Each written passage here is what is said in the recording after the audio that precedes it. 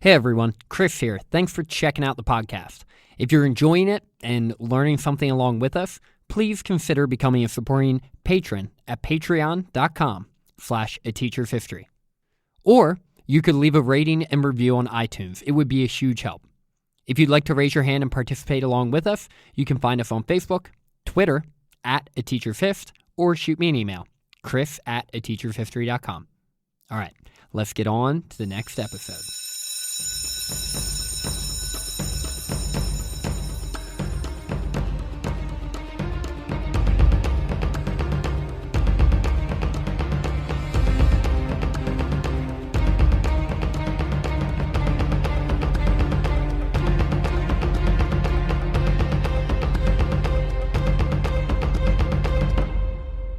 Hello, and welcome into A Teacher's History of the United States. Thanks so much for joining me again today.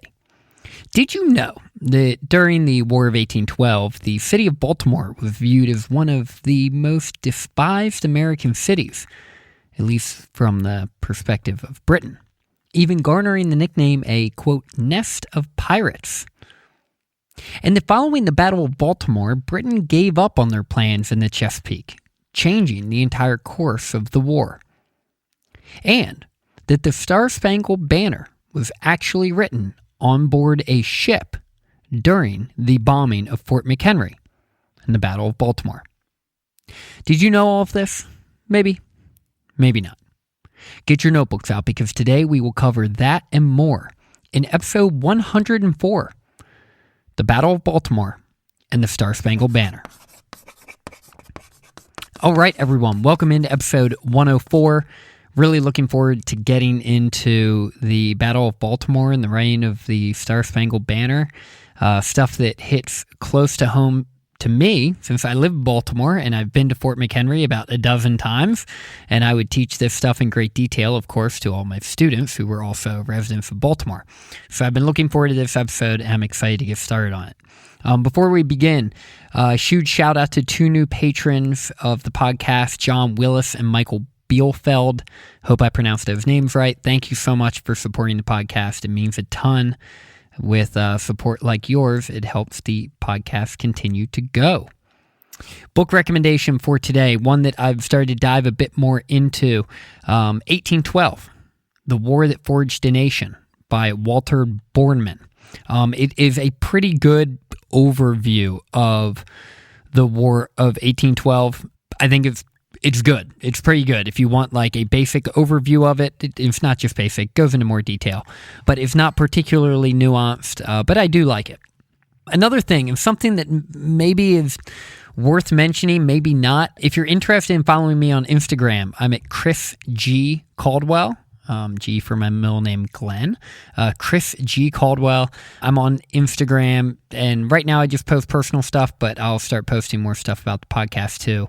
But I know Instagram is becoming a more popular social media tool and a way for people to connect with their listeners. So Chris G. Caldwell, if you want to follow me on Instagram. All right, so last week we covered the British invasion of the Mid-Atlantic and the burning down of Washington, D.C. What I didn't mention last week is that the failure to protect D.C. and the embarrassment of its destruction, coupled with his strained relationship with James Madison, eventually forced Secretary of War John Armstrong to resign his position. James Madison then turned to the only man he could fully trust, James Monroe, to become his Secretary of War. Now you may be saying, hold on a second, James Monroe is the Secretary of State. Don't get confused, Chris. Well, that would be accurate. James Monroe is actually the only person in U.S. history to serve two different cabinet positions at the same time. During the War of 1812, following the resignation of John Armstrong, James Monroe found himself as both the United States Secretary of State and Secretary of War. With D.C. burned to the ground, Congress debated whether or not they should consider moving the capital, but eventually the decision led them to keeping it in the same spot along the Potomac. We left off episode 103 with both citizens of the U.S. and Britain debating whether the actions taken by the British in D.C., the burning of the city, were appropriate or justified. The British Army was on the loose and headed toward Baltimore, and American citizens were bracing for more destruction. With America's capital burned to the ground, Britain turned their focus to the city just about 40 miles north of D.C. along the Chesapeake. But before the British made their way toward Baltimore, they were sure to reap the spoils of victory in Alexandria, Virginia, and the Washington, D.C. area. With D.C. burned to the ground and the intimidating Royal Navy roaming the waters, most Americans, soldiers, merchants, and citizens, fled the path of destruction, hoping not to incite any violence toward them or their families. With any tangible resistance having fled, the British soldiers were free to loot and steal whatever they wanted or needed from the property of local citizens and merchants, which is exactly what they did, stealing thousands of pounds of goods and supplies. Having seen what they were able to recover from the Washington, D.C. area, I'm sure many of the British soldiers were licking their chops at what would be available to them following the eventual invasion of Baltimore. At this time, Baltimore was a busy, fast-growing port city in the United States, one of the largest and most active cities in the nation, with a population of almost 50,000 people, with many of them helping to prepare the defenses. In fact, Major General Samuel Smith and a group of volunteers had been preparing the city's defenses for over a year leading up to this battle. We've covered the mob fighting that took place in Baltimore, eventually seeing the city fall into the hands of the pro-war Republicans. Since the outset of the fighting, sentiment in Baltimore had only turned more toward support of the war, and it was believed by the British that Baltimore likely harbored dozens of privateer ships that had been harassing the Royal Navy for the past few years. In fact, there were so many privateer ships in Baltimore, London not so lovingly referred to it as a, quote, nest of pirates. Baltimore was seen as one of the most despised places in America, to many in Britain. One British officer claimed that, quote, I do not like to contemplate scenes of blood and destruction, but my heart is deeply interested in the coercion of these Baltimore heroes, who are perhaps the most inveterate against us of all the Yankees. But the invasion of Baltimore was going to be more challenging for the British than D.C. was, and everyone knew that. In addition to the increased preparation time and convergence of soldiers into the city, Baltimore was also more strategically located for both a city to want to take and a city to be able to defend. Having a deep water harbor was vital to the city commerce, and because of this, Baltimore had a defensive fort protecting the harbor, Fort McHenry. On a side note, the fort was named after James McHenry, who was a delegate to the Continental Congress, signer of the U.S. Constitution, and Secretary of War under Sir George Washington. I'll be including a map of Baltimore on the post on Patreon, Facebook, and Twitter so you can get a better idea of the layout of the city, just sort of an FYI, as we continue this episode. So if you want to pull that up while you're listening to this episode, it might give you a better idea of exactly what I'm talking about. Knowing that the Americans had been and would continue to furiously work to prepare the defenses of the fort, the British decided they were going to devise a two-pronged invasion of Baltimore, with the Royal Navy laying siege to Fort McHenry, and the British Army landing further to the east at a spot known as North Point, so they could march on the city. We're going to cover the land invasion first, the landing at North Point, before turning our attention specifically to the bombing and defense of Fort McHenry. Just 2 weeks after the destruction of Washington, D.C., Major General Ross was ready to begin his invasion of Baltimore. At 3 a.m. on the morning of September 12, 1814, Ross took his army of over 4,000 men, landed on the shores of North Point, and began to march 14 miles toward the city. North Point is to the east of the city, and there was a spot between North Point and the downtown area that was only about a mile wide. Major General Samuel Smith of the Maryland Militia had anticipated the British landing at North Point and had already prepared defenses for such action. There's a park today just to the east of downtown Baltimore called Patterson Park, which was going to be the fallback position of the American forces if it came down to it. Brigadier General John Stricker, the man who was put in charge of defending this British invasion, knew that Hampstead Hill, which is in present-day Patterson Park, would be a favorable location if necessary, so he set up significant artillery defenses and earthworks, which will become important here in a few moments. After this, Stricker sent his militia regiments, which totaled approximately 3,000 men, to set up halfway between Hampstead Hill and the British landing spot in North Point. Stricker knew that this land to the east was full of streams, creeks, and swamps that would present a challenge to an advancing British army. In the end, he knew he needed to do everything he could to avoid being outflanked by the British and seeing a repeat of the Battle of Bladensburg. Knowing that a night attack would present a new and intimidating challenge to his untested group of militia and volunteer soldiers, Stricker traveled east to instigate a conflict with the British, hoping to force them to engage while there was still plenty of daylight. And that's exactly what happened. With this strategy seeming to be most advantageous, American Major Richard Heath took about 250 riflemen and a cannon to draw the British out of their camp. Once Ross heard the American shots, he dropped what he was doing and rushed out to the battle to get good eyes on what was going on. Unfortunately for Ross, he didn't live to see the Battle of Baltimore, as a rifleman shot him directly in the chest, causing a mortal wound, with Ross perishing soon after.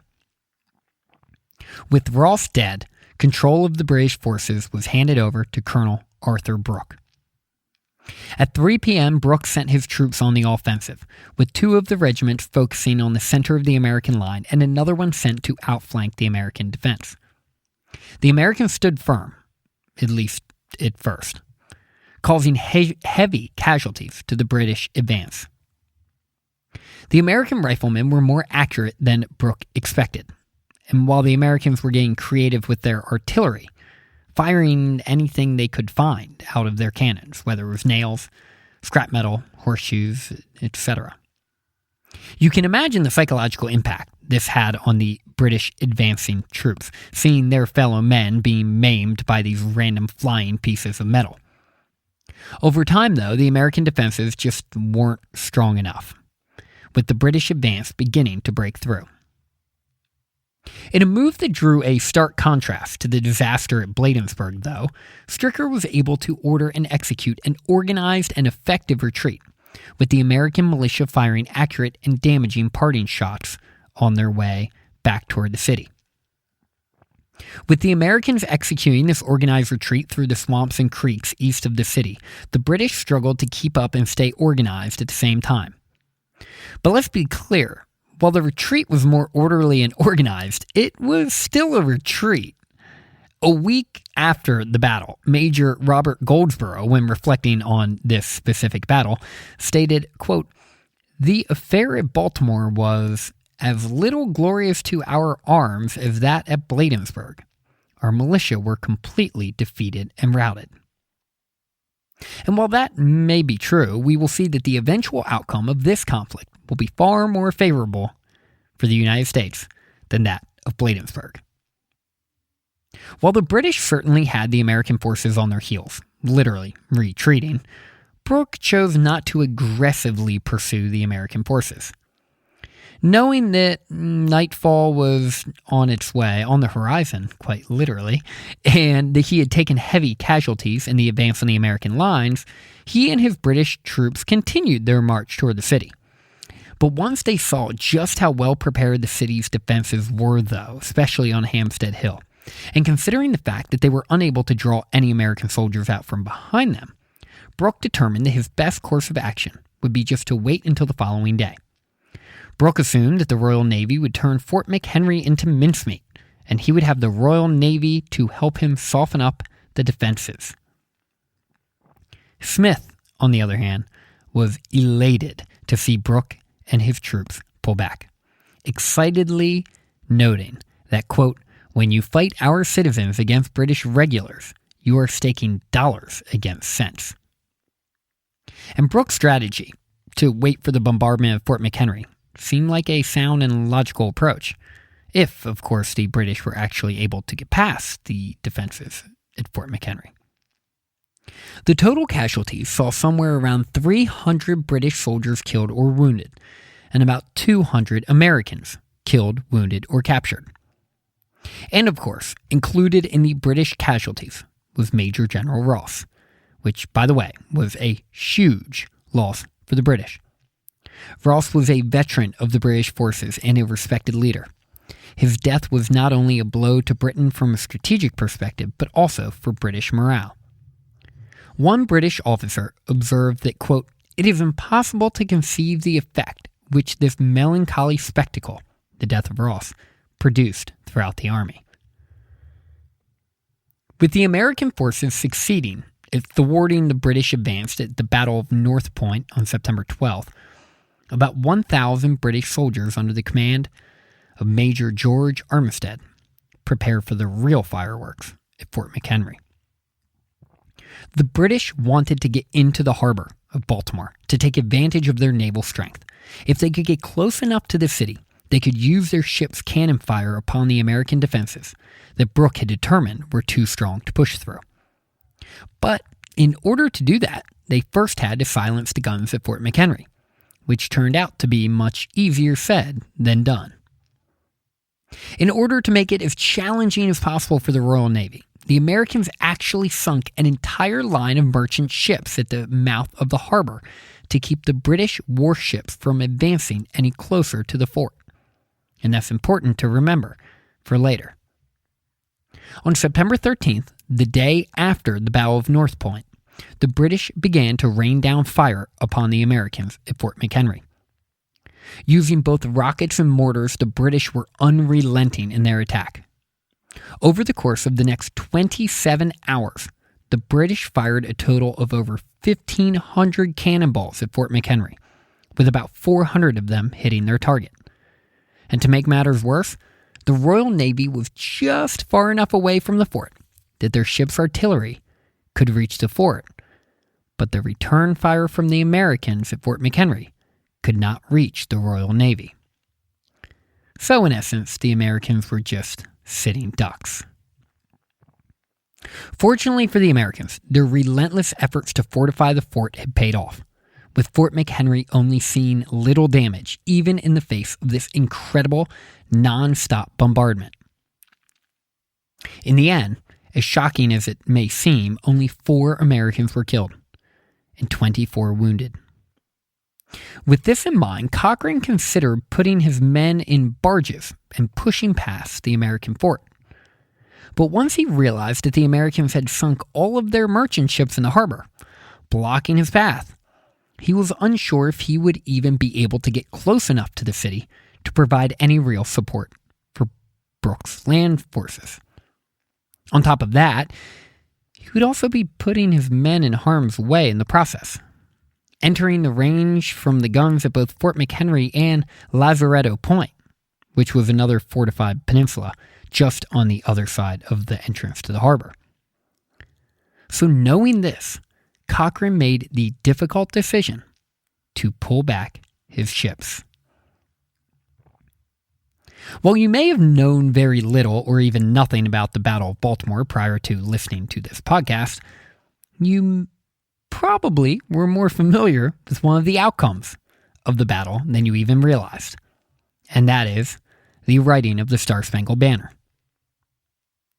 Francis Scott Key, the poem's author, was a lawyer, author, and poet. He was born in Frederick, Maryland, which is a really cool city about an hour west of Baltimore. Key was a Federalist who was living near D.C., but had come to Baltimore with a volunteer company. Key traveled to Baltimore to help negotiate and secure the release of a civilian prisoner, Dr. William Beans. Beans, along with a couple other guys, caught some British soldiers looting their farms and had more or less arrested them. Civilian arrest. In the process, Beans and his accomplices learned about the British positions and their plans on attacking Baltimore. Seeing as how this was potentially very valuable information, after the British was actually able to arrest Beans and his buddies, they planned on keeping them on board the ship until the attack on Baltimore was complete. They determined at this point, by the way, just as a side note, prior to the Battle of Baltimore, they determined they were going to let these guys go, but they weren't going to do it until after the battle because they couldn't allow the information to get out. So here was Francis Scott Key aboard the British ship negotiating a release for his client, Dr. William Beans. Key was happy to have secured the release of Beans. It was sent to happen the next day. Unfortunately for Key, a patriotic American, he had to endure the bombardment of Fort McHenry from aboard this British ship 8 miles away. Key was incredibly worried about what would happen to both Baltimore and potentially the future of the war when Fort McHenry eventually fell to the British. Pacing back and forth on the ship that night, September 13th, Key worried himself sick. When the sun rose the next morning, Francis Scott Key noticed that the British ships were retreating from the Baltimore harbor. And when he looked toward Fort McHenry, he could see the enormous American flag, which was 30 feet by 42 feet, waving proudly high above the fort. It was at this moment that Key realized that the bombardment of Fort McHenry, something that many assumed would be an obvious success for the British, was in fact a failure. Fort McHenry still stood between the Royal Navy and the prized city of Baltimore. Key was so emotional when he realized this that he sat down and wrote a poem titled, quote, "The Defense of Fort McHenry." The poem was adapted to the tune of the song "To the Anacreon in Heaven," and later was referred to as the Star-Spangled Banner. Also, the song that we know of today is only the first verse of the 4-verse poem. You can easily find the poem online if you just Google it and you'd like to read the entire thing. The Armistead family kept the flag that waved above Fort McHenry as a memento to the battle and loaned it to the Smithsonian, where it has been ever since. You can now see it on display if you were to go there today. The American victory at the Battle of Baltimore ended the Chesapeake campaign for the British. With this in mind, you can understand why some historians argue that the Battle of Baltimore was one of, if not the most, underrated conflict in our nation's history. If the British had been able to take Baltimore, invade the city, and terrorize it like they did Washington, D.C., who knows what would have happened next? Even in victory, though, the Americans still harbored significant resentment toward the British. During the Chesapeake campaign, British soldiers acted pretty, ungentlemanly at many points. They were accused of looting private property to the point that some of them even went grave robbing, opening coffins in search for booty. With this in mind, the bitterness between the Americans and the British grew even stronger. With Niles's Weekly Register, a Baltimore-based news magazine, recommending that there be a monument built to commemorate Ross's death, seeing as he was, quote, "the leader of a host of barbarians who destroyed the capital and devoted Baltimore to rape, robbery, and conflagration." With the Chesapeake campaign in the books, Zach and I will be turning our attention to the war in the South and the Southwest in the next episode, introducing a man who will be one of the primary subjects for probably a couple dozens of episodes to come, I'm sure. One Mr. Andrew Jackson.